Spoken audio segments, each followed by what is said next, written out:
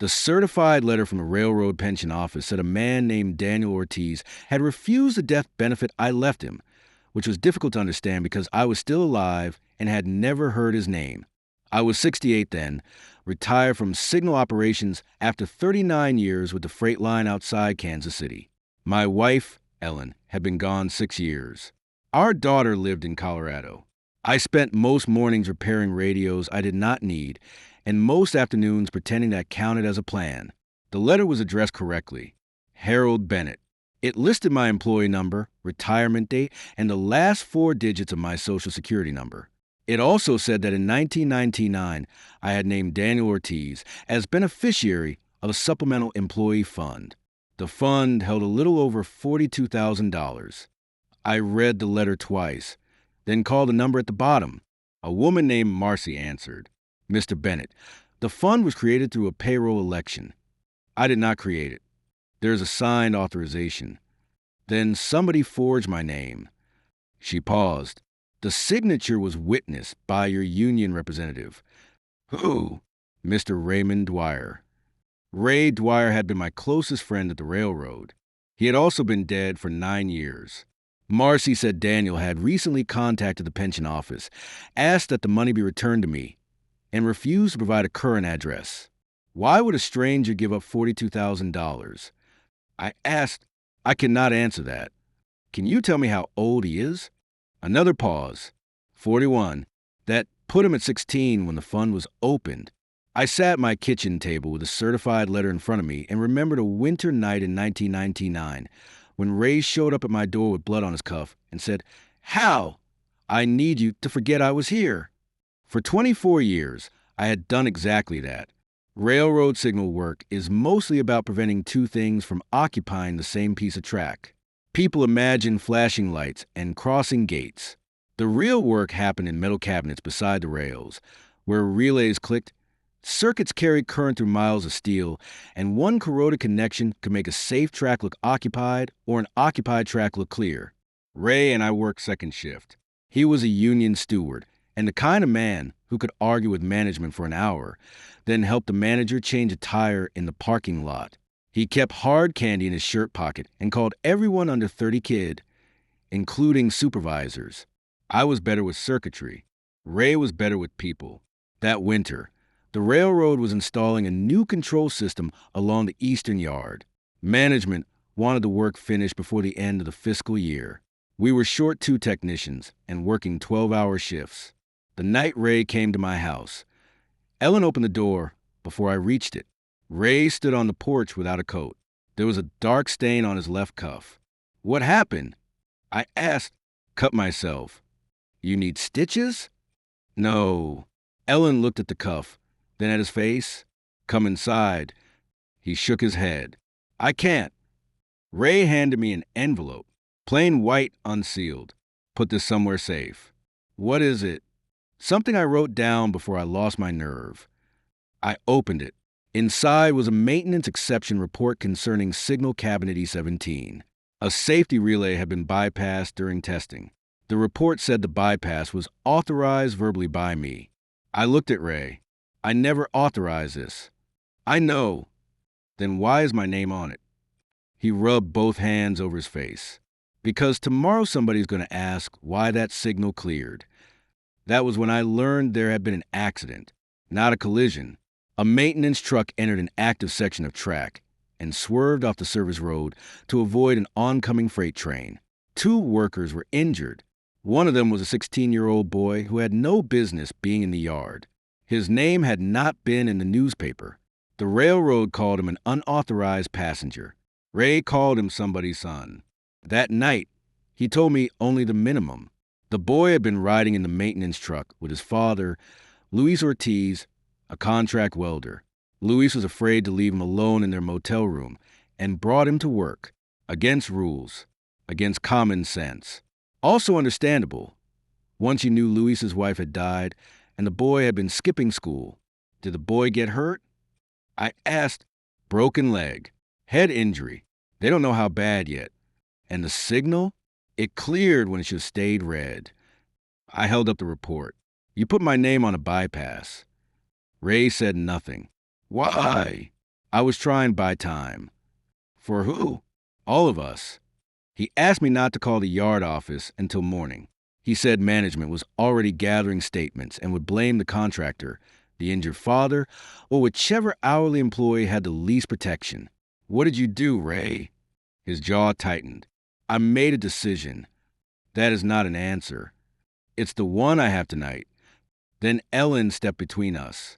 Ray, she said, who does Harold become if he turns this in? Ray looked at her. An honest man. And if he waits, a man who still has choices. I hated that answer because it sounded reasonable. Ray left. The next morning, before I could report anything, the railroad suspended him. The official finding came weeks later. Ray had bypassed the relay without authorization and failed to restore it. He accepted responsibility. He lost his job. I kept mine. When I confronted him outside the union hall, he said, "You have a daughter in college and a wife with medical bills. That does not make me innocent." "No," he said, "it makes you expensive to fire." After that, he stopped speaking to me. I told myself he was ashamed. It was easier than asking what he had protected me from. The pension office mailed me a copy of the authorization. My signature looked real. Not close. Real.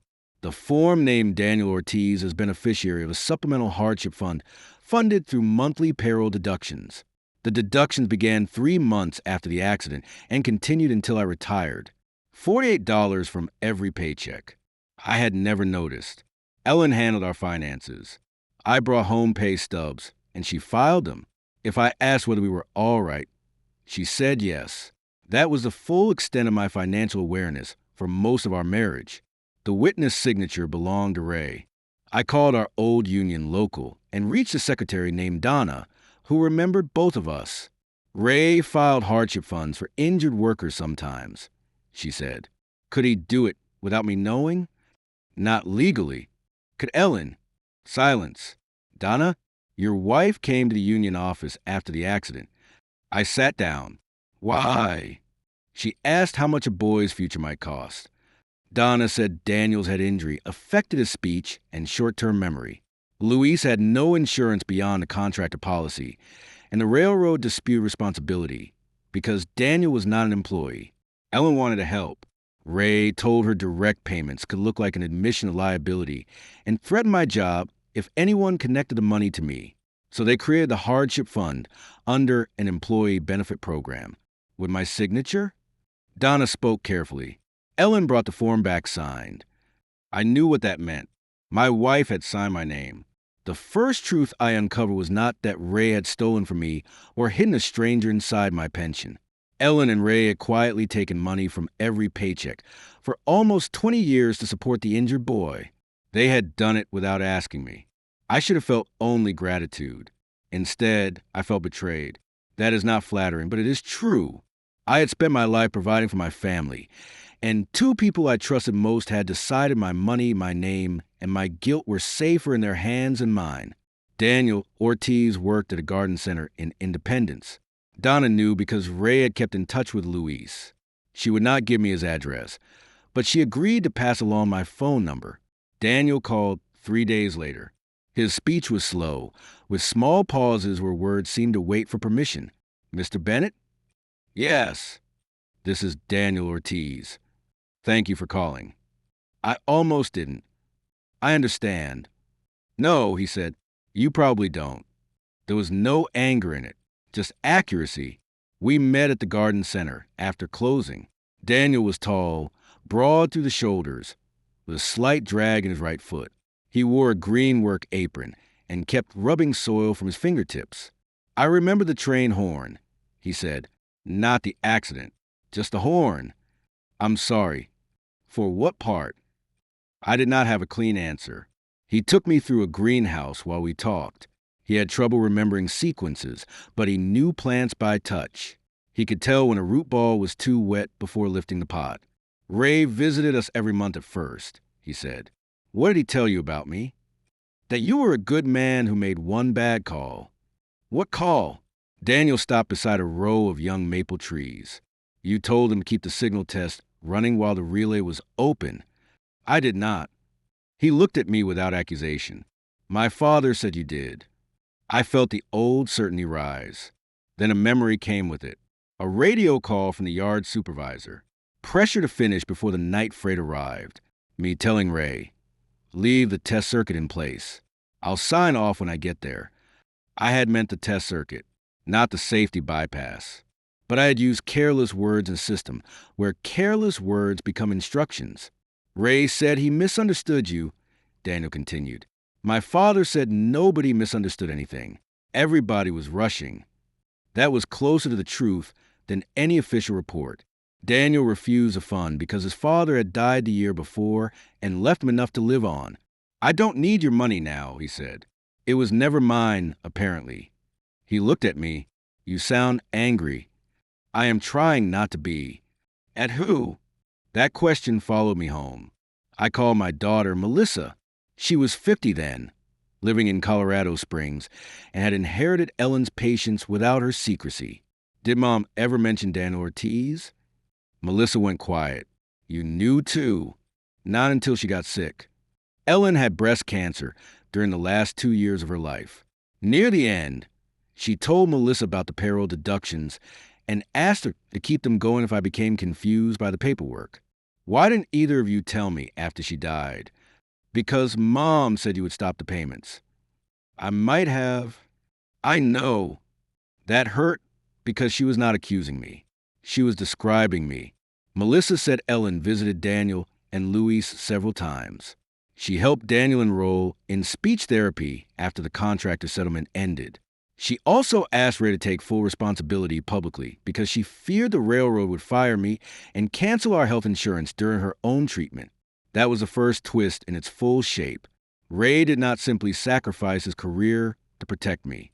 Ellen had asked him to. My wife, frightened by her diagnosis and our daughter's tuition, had helped decide which man could better survive losing his job. Ray was single then, no children, no mortgage, so Ellen chose him, and Ray agreed. I went outside and sat on the porch steps until the sun went down. For years, I thought Ray's silence meant resentment. Now I understood it might have been the only way he could keep from telling me what my wife had asked him. Ray's sister, Colleen, lived near Topeka. She invited me in after I said Ellen's name. Her house was full of photographs of Ray fishing, cooking at union picnics, holding other people's babies. A life seen mostly from the edges. He loved both of you, Colleen said. That did not stop us from hurting him. No, love rarely provides safety equipment. She gave me coffee and told me the part Ray had never shared with the union. Months before the accident, Ray had discovered the new signal system produced false occupancy readings during cold weather. He reported it twice. Management delayed the software update and ordered workers to use temporary bypass procedures during testing. Ray began using those procedures without waiting for written authorization. Why? I asked. Over time. I stared at her. Ray was paying off gambling debt. Not enormous debt. Not men at the door. Credit cards, cash advances, money borrowed from Colleen. He had volunteered for every extra shift and rushed jobs to keep the project moving. The night of the accident, he installed the bypass before I made the radio call. My careless instruction did not create the danger. It allowed him to leave it in place. He took responsibility partly to protect me, partly because Ellen asked, and partly because the failure was genuinely his. That was the second twist. Ray had not been an innocent man carrying my blame. He had been a frightened man carrying our shared blame, along with his own. Why didn't he tell me? I asked. Colleen looked toward a photograph of him standing beside a camp stove. Because he knew you, that is what everybody says. Then maybe listen. She said Ray believed I needed one person blame. If he explained Ellen's role, I might turn on her. If he explained his gambling, I might dismiss the sacrifice as self-interest. If he explained my radio call, I might spend the rest of my life defending the wording. So he let me choose the simplest story. I said, no, he chose it for you. There was love in that. There was arrogance too. Daniel agreed to meet Colleen, Melissa, and me at the old Union Hall. Donna opened the building on a Saturday. The meeting room still smelled like coffee, dust, and winter coats. I had argued grievances there, attended safety lectures, and once watched Ray talk an angry crew out of a walkout by admitting management was wrong before explaining why quitting would help them. We sat around a scratch table. No one wanted to begin. Finally, Daniel said, "My father hated all of you for a while." I nodded. He had the right. He also blamed himself. He brought me into the yard. No one answered. Daniel continued. Ray told him blame was not a pie. Giving some away didn't mean you had less. That sounded exactly like Ray. I told Daniel about my radio call, the rushed testing, Ellen's decision, Ray's debt, everything I knew. Then I said, "I am sorry your life changed because men wanted one job finished before morning." Daniel rubbed his palms together. My life changed. It did not end. That was not forgiveness. It was better. It left him whole. Melissa spoke next. "I am angry at Mom." I looked at her. She made herself the only person allowed to decide what Dad could carry. She did that to all of us. Colleen nodded. Ray did too. I said, "So did I." For most of my career, I believe responsibility meant locating the first failure in a circuit. That works with equipment. It does not work with families. In families, current passes through everyone. A bad choice here creates heat somewhere else. One person absorbs the surge. Another trips. Someone far away loses light and never knows why. Donna brought out the original accident file. We did not change it. Too many people were dead. Too many decisions had already grown consequences. But we added statements from each of us to the union archive. Not to clear Ray. Not to clear me. To leave the next person a less convenient truth. The pension office dissolved the hardship fund. Daniel asked that half the money go to a vocational scholarship for workers recovering from serious injuries. He asked that the other half be returned to me. I refused at first. Then he said, "Mr. Bennett, giving is not the same as deciding for people." I accepted. I used part of it to repair the roof on Melissa's house after a hailstorm. I told her where the money came from. No secrets. No noble surprise. The rest paid for a memorial bench outside the Union Hall. Ray would have mocked the idea, so we did not put his name on it. The plaque says, "Sit down before you decide who failed." Daniel chose the words. We meet there once or twice a year. He brings coffee. I bring hard candy, though neither of us needs it. Sometimes Colleen comes. Sometimes Melissa visits and sits with us. We do not talk about the accident every time. That would turn Daniel into the worst night of his life, and Ray into the worst choice of his. People deserve more room than that. I kept the certified letter. It is folded in the drawer beside Ellen's old checkbook and my railroad retirement papers. For a while, I read it whenever I felt angry at her. Now I read it when I am tempted to make someone simple. Ellen protected our family and denied me a choice. Ray saved my career and concealed his own fault. Louis broke a rule because he was afraid to leave his son alone. I spoke carelessly because I trusted experience more than procedure. Daniel carried the consequence and still found a way to be generous without pretending none of it mattered. Nobody was innocent. Nobody was beyond forgiveness. That may be the closest thing to justice most families ever get. A few summers ago, Daniel planted a red maple beside the Union Hall bench. It was barely taller than he was then. The last time I visited, its branches had begun to shade the plaque. He stood with one hand against the trunk and said, "It leans a little." So, did the signal cabinet. I told him. He smiled. "Can it be fixed?" I looked at the young tree bending toward the light. "I think it's already growing around it."